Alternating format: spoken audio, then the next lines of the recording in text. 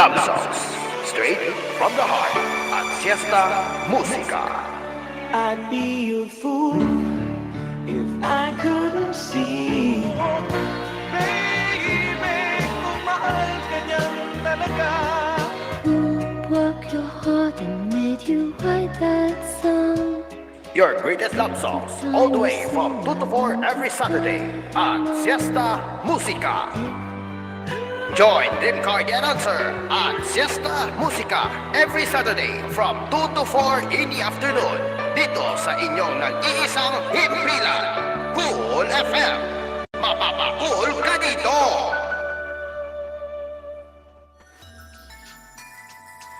You're listening to Cool FM. Cool FM is a TVH Group of Networks radio station. Tondo's greatest hits are here. You are listening to Cool FM, live from Cool Studios. This is koolNews Primetime.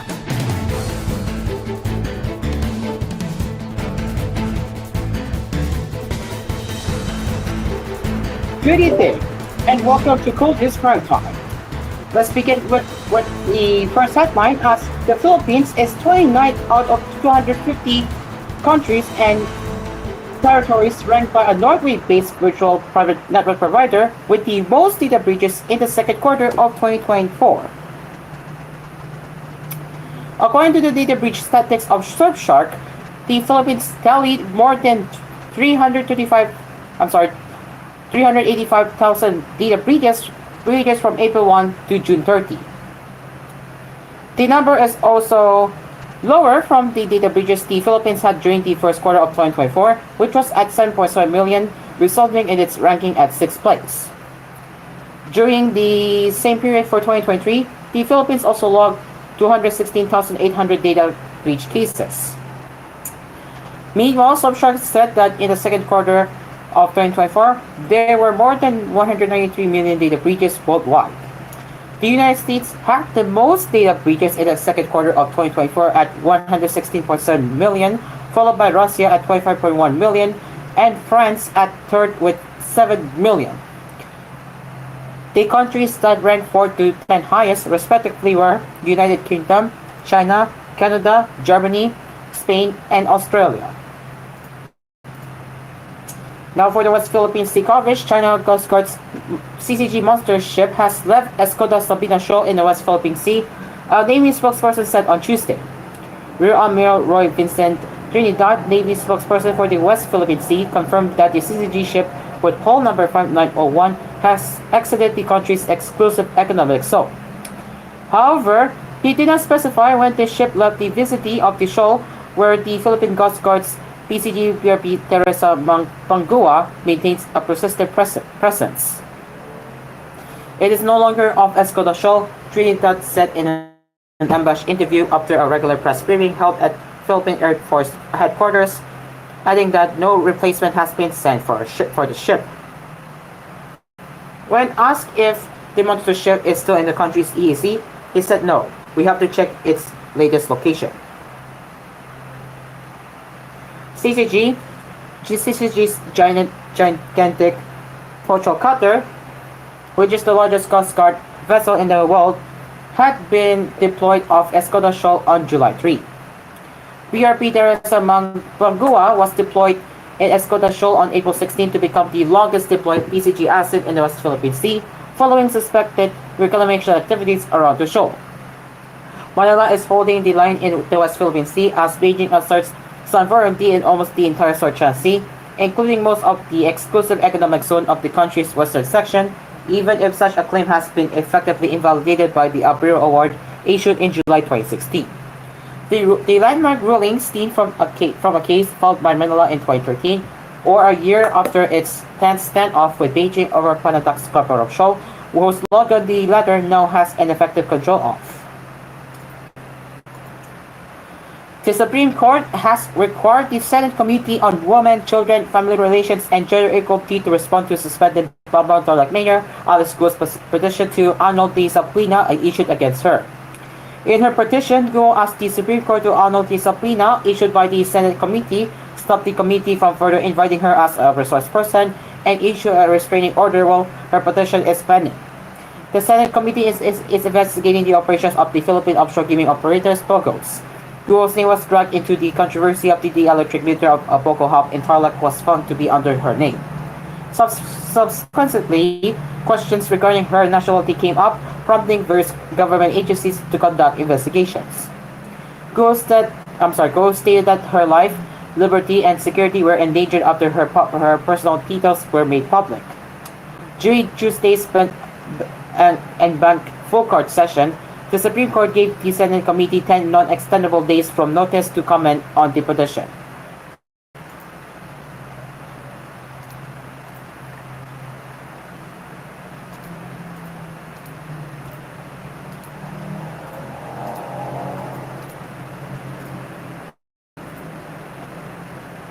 Just waiting for the headlines to load.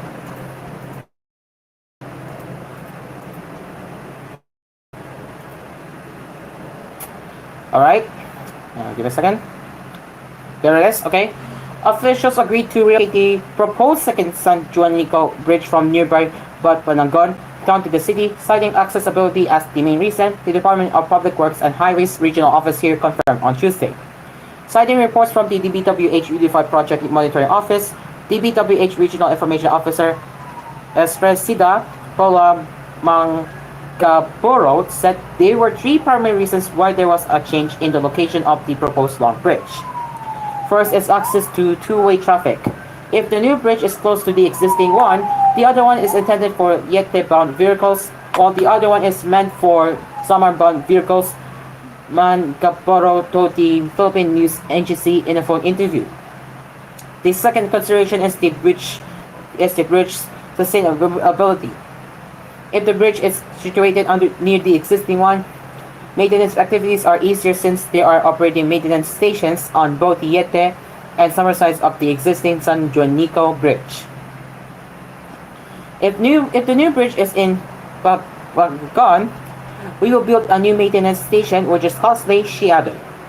The third consideration is the proximity of the new bridge to the city, the regional capital of Eastern Visayas. Under the old proposal, the second San Juanico Bridge will cross the Janpatas Channel, a portion of the San Juanico Street that separates the region's two major islands.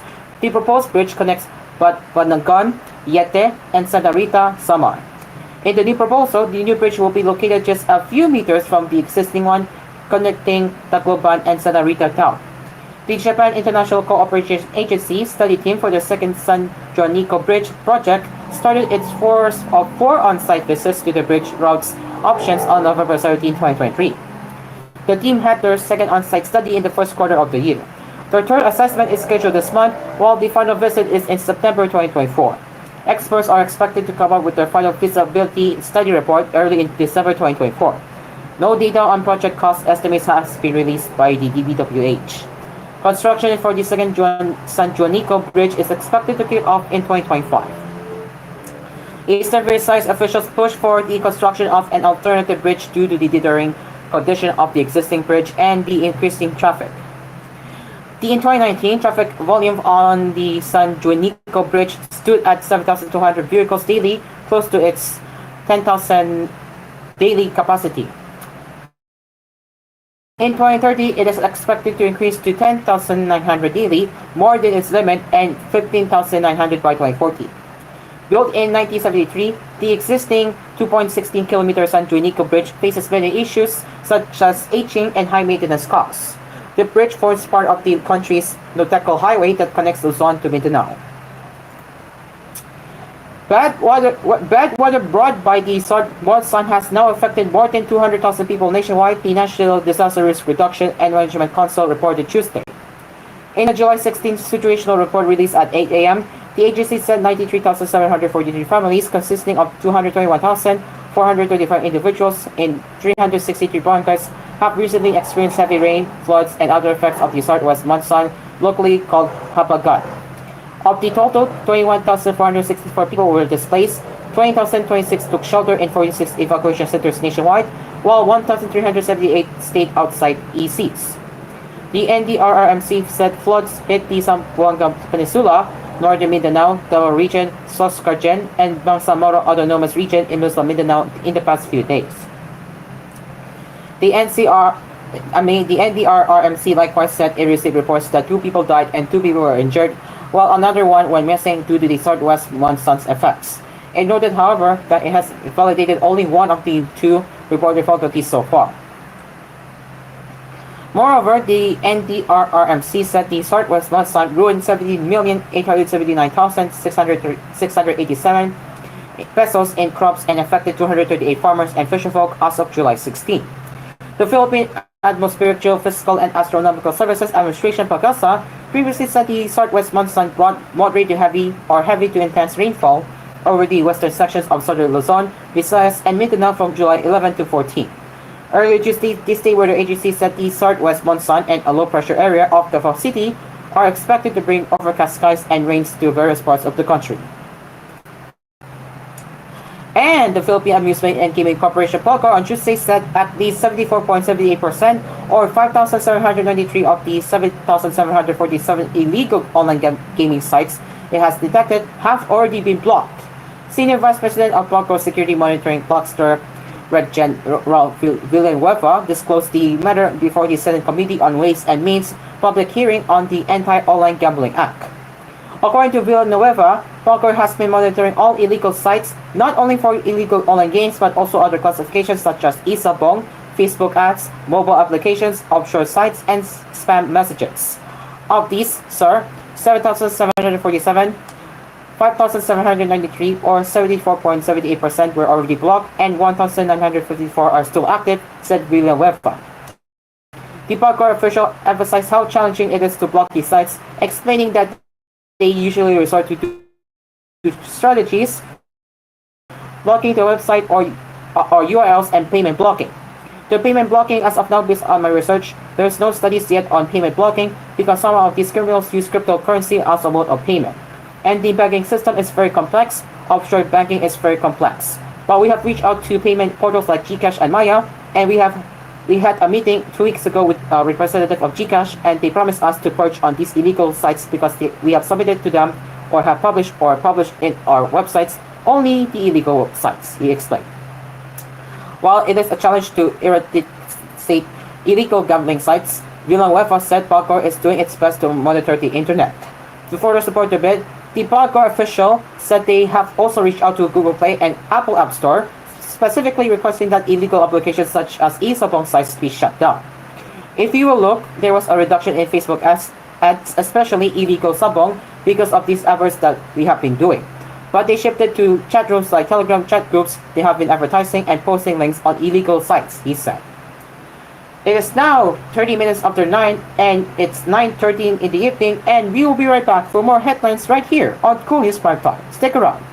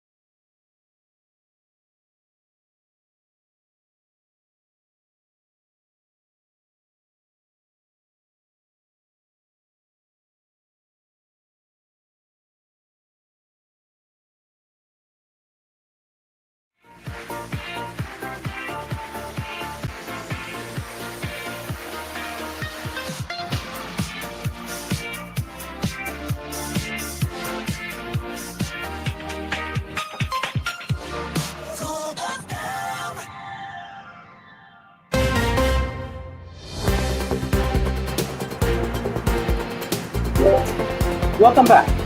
Nogota City Representative Tobias Tongko has lauded the efforts of President Ferdinand Marcos Jr.'s administration in lowering rice prices, noting that residents in his city were able to buy cheaper rice under Program 29. Tiangco, in the statement on Tuesday, said that 1,500 Navotas residents were able to purchase rice at 29 pesos per kilogram under the Department of Agriculture DA Program 29, where rice would be made available in Kadiwa stores every Friday, Saturday, and Sunday. We are grateful to President Bongbong for his efforts to ensure Navotenos can have access to low-cost rice through the Kadiwa ng Pangulo program. The local government of Navotas hopes to continuously work with the national government in delivering basic services that are truly relevant to the needs of our constituents, Tiangco said. Tiangco also said that the expansion of Program 29 will also bode well for the country's marginalized sector. The sustained efforts of this administration to lower the price of basic commodities, including Filipino staples like rice, shows its steadfast commitment to fulfill its promises, he said. With this program, Filipinos from vulnerable households and sectors are given some economic relief as they gain access to low-cost goods for their families, he added. Under Program 29, rice would only be sold to vulnerable segments of society, which includes senior citizens, single parents, persons with disabilities, and beneficiaries of the government's conditional cash transfer program or the Pantawid Pamilyang Pilipino program, or 4Ps. Initially, the DA said Program 29 would only be available in select Kadiwa stores over Manila and Bulacan, but Agriculture Secretary Francisco Villarreal Jr. said that there will be 23 stores in total, including 3 provisional areas with 1 in Cebu and 1 in Maguindanao. Tiangco also reiterated his support for the House leadership's goal of rice sufficiency by 2028, noting that a renewed focus on agriculture will ensure strong support for farmers and fisherfolk. I am one with the House leadership in pushing for efforts that will modernize and develop the country's agricultural sector. Not only will it improve the lives of farmers and fisherfolks, it will also significantly contribute to food security of Filipinos, Tiangco said. Former Caloocan Mayor Ray Malonzo filed graft and malversation complaints against Representative Oscar Oca Malapitan in relation to the latter's alleged misuse of his priority development assistance funds amounting to 8 million pesos from 2007 to 2009. In his complaint, Malonzo claimed that Malapitan, the 1st District Representative of Caloocan, and 5 former officials of the Department of Social Welfare and Development allegedly violated Section A, E, and G of the Anti-Graft and Corrupt Practices Act and Article 1722 of the Revised Penal Code Malversation of Public Funds. In a statement issued on Tuesday, Malonzo claimed that 8 million pesos was illegally transferred to Caloocan Assistance Council Incorporated despite being unqualified for a PDAF transfer, citing a report from the Commission on Audit. According to Malonzo, a similar case was filed by the Office of the Ombudsman, wherein it found probable cause for violations related to graft, malversation of public funds, and falsification of public documents in 2017, but it was transferred in 2019 due to insufficiency of evidence. Similar to the case of Janet Napoles, Congressman Oca Malapitan endorsed and used an NGO to embezzle government funds, unknown modus used by publicans during that time. With the new evidence presented, I hope that the Ombudsman will indict the named respondents and let them face trial for graft and malversation, Malonzo's statement read. Documents gathered from COA revealed that the amounts in question that were released to KACI remained unliquidated after more than a decade. The COA Special Audits Office report number 2012-034 on PDAF, which was not previously considered in the case, outlined several discrepancies in the documents submitted and found illegalities in the transaction, it added. A 2021 report also showed that Malonzo's son, then Caloocan City Councilor Christopher P. J. Malonzo, Malu Lugla, and Alexander Mangasar also filed a group case against Malapitan, former Education Undersecretary Alindel Pastua, and former Caloocan City Treasurer Analisa Mandola. The complaints stem from the alleged purchasing of 64,000 unusable tablets worth 320 million pesos without proper bidding. Inquirer.net sought the site of Malapitan on the case, but he has yet to reply as a posting. Caloocan City Public Information Office Chief Princess Garcia said they believe the complaints against Malapitan and other succeeding complaints that Malonzo will file against the lawmaker are all politically motivated. The Department of Finance moved to channel billions of unused funds within government-owned and controlled corporations to healthcare and social services will be of great help to the public, Alcobico Representative Elisa D. Ko said on Tuesday. Ko in the statement said that DOF's decision is good because additional assistance will be provided without extra cost to the government. The lawmaker was referring to a statement issued by the DOF on Monday, where it stated that unused and idle funds of government corporations are being marshaled for projects in health, social services, and infrastructure that serve the public, finance growth, and cut poverty without affecting the viability of GOCCs. This initiative will channel billions of dormant funds to help millions of Filipinos enjoy better health care and social services and bolster economic activity by investing more in social services and infrastructure projects at no extra cost to government. Ko, who heads the House of Representatives Committee on Appropriations, said. Ko's panel is responsible for scrutinizing proposed national budgets, including the upcoming 2025 National Expenditure Program. According to Ko, moving funds from the Philippine Health Insurance Corporation PhilHealth will not hurt its fund life, as PhilHealth will be left with 500 billion peso benefit chest, which can still support multiple year claims. Ko said this is not a problem because only excess funds will be touched, adding that Congress had already checked on PhilHealth's fund life and have noted that several portions of the PhilHealth budget have been stranded. These are not derived from member contributions but are, in fact, unauthorized funds provided by the national government. It is essential to understand that these funds are distinct and separate from any contributions made by PhilHealth members and are meant to be used for the country's development, he said. Congress has done its part in its exercise of oversight functions on the national budget with respect to PhilHealth subsidies, not with understanding actions by Congress. Huge amounts of stranded funds in PhilHealth exist, and it will be a great injustice to Filipinos if these funds remain unused, he added. DOF in its statement said that PhilHealth subsidies are not part of reserve funds that will be touched by its plans to channel unused funds. In the case of PhilHealth, unused government subsidies are not part of its reserve funds, nor income that is being restricted by the Universal Health Care Act to be used by the national government as a general fund, DOF said. The merit of this tax is best exemplified by the fact that PhilHealth and other GOCC remnants to the Treasury are what enabled the DBM to release 27.5 billion pesos to pay the 5.04 million claims of COVID pandemic era service allowance of frontliners, it added. DOF believes these funds must be utilized, especially at the time when people need it the most. We cannot afford to have excess money sleeping in our GOCCs while withholding the same fund from public investment. High hibernating funds can help the nation without harming government corporations, DOF said. This way, the government does not have to inflict additional taxes, increase our debt, and put pressure on our deficit. The DOF remains steadfast in its stewardship of sound fiscal policy, which includes efficient mobilization of government resources to promote general public welfare, it added. Ko agrees with this view, saying it will bring positive developments for the country. This will widen the scope for the private sector to source more funds from the capital market as well as free up more funds for investments instead of using them to pay taxes. All things being equal, it should be a positive development for the economy and for efforts to create more jobs, Ko explained. Proposals and moves to use funds lodged with GOCCs are not new. In November 2023, the House approved a bill that seeks to allow the government to tap excess funds of GOCCs for the unprogrammed appropriations in the 2023 national budget. The Committee on Appropriations is expected to start discussing the proposed 2025 national budget by mid-August after the executive branch submits the NEP to the Congress. Previously, Speaker Ferdinand Martin Romualdez August said that the 2025 national budget's approval is the top priority of the House once session resumes on July 22.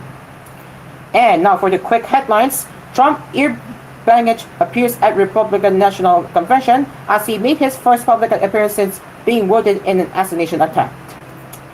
Biden defends mental acuity in his new interview as he has aimed at ending calls for him to quit his re-election bid following a disastrous debate. He said, "I am old," told host Lester Holt in an interview at the White House. "But I'm only 3 years older than Trump, number one, and number two, my mental acuity has been pretty damn good." And increased drug testing for China's swim team before Paris Olympics.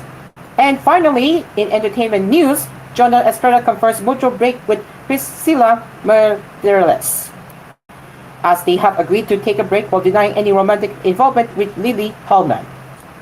And that is it for Cool News Cool News Primetime. As always, you can send a news tip or feedback to us at tvh.philippines.news@gmail.com. And we will be back tomorrow with Cool News Early Edition on its new time slot at 6 a.m. to 9 a.m. with me, Aspir. Until then, I am Aspir. Hope yourselves have a safe. Take care, and we will see you tomorrow. Good night.